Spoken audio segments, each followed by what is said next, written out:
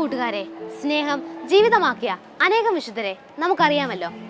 ദൈവഭക്തിയിലും പരസ്നേഹത്തിലും വിളങ്ങി പ്രശോഭിച്ച നമ്മുടെ സ്കൂളിന്റെ മധ്യസ്ഥനായ വിശുദ്ധ ജോൺ ബർക്കുമാൻസ് ആരായിരുന്നുവെന്ന് കേൾക്കുവാനും അറിയുവാനും നിങ്ങൾക്കെല്ലാം ആഗ്രഹമുണ്ടെന്ന് എനിക്കറിയാം.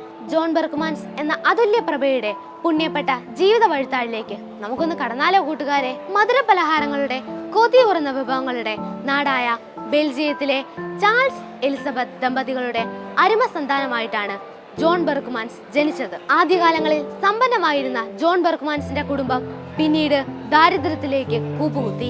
എങ്കിലും ദൈവിക പുണ്യങ്ങളുടെ സമ്പാദനത്തിൽ അവർക്ക് അതൊരു തടസ്സമേ ആയിരുന്നില്ല.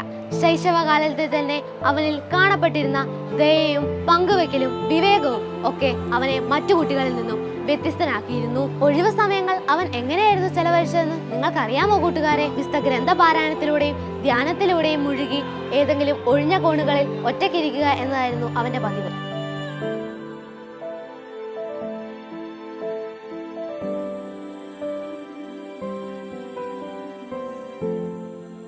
ജ്ഞാനത്തിലും പ്രായത്തിലും ദൈവത്തിന്റെയും മനുഷ്യരുടെയും സംപ്രീതിയിൽ വളർന്ന ജോണിന്റെ കൗമാരത്തിലേക്ക് ഞാൻ നിങ്ങളെ കൂട്ടിക്കൊണ്ടു പോകാം.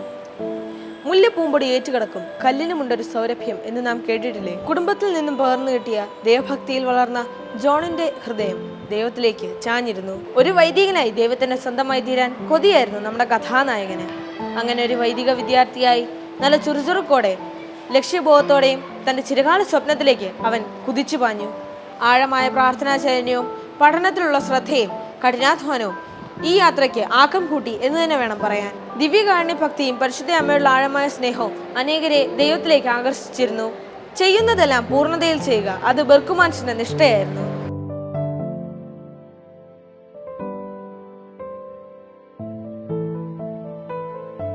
ദൈവത്തിൽ ചരിക്കുന്നവർക്ക് മരണമില്ല. മരിച്ചതിനു ശേഷവും നിരവധി അത്ഭുത പ്രവർത്തികൾ ചെയ്തുകൊണ്ട് ജോൺ തുടർന്നും ജനഹൃദയങ്ങളിൽ ജീവിച്ചു. 1888 ജനുവരി 22 അദ്ദേഹത്തെ 13ാം ലിയോ മാർപ്പാപ്പ വിശുദ്ധനായി പ്രഖ്യാപിച്ചു. കൂട്ടുകാരെ, ജോൺ ബർക്കുമാൻസും നമ്മുടെ SB സ്കൂളുമായി വളരെയധികം ബന്ധമുണ്ട്.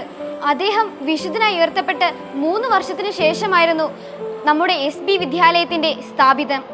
അങ്ങനെ നമ്മുടെ വിദ്യാലയത്തിനെയും നമ്മുടെ SB കോളേജിനെയും ഈ കൊച്ചു വിശുദ്ധനിൽ മാർ ചാൾസ് ലെവീഞ്ഞ് പിതാവ് വരമേൽപ്പിച്ചു. അതേ പ്രിയപ്പെട്ട കൂട്ടുകാരെ, 5 വിളക്കിന്റെ ഈ നാട്ടിൽ ശോഭയോടെ തലയുയർത്തി നിൽക്കുന്ന SB കോളേജും SB വിദ്യാലയവും അഭിമാനത്തോടെ ഉയർന്നു നിൽക്കുവാൻ ഈ കൊച്ചു മധ്യസ്ഥൻ നമുക്ക് കാവലാളാണ്. അന്നും ഇന്നും ഇനിയും എന്നും.